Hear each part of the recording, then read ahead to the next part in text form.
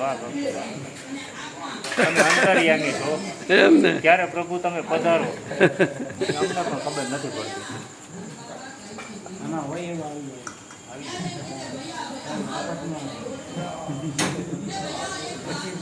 એનું બાપુનું લ્યો પણ આવતા કેમ નથી કેમેરા?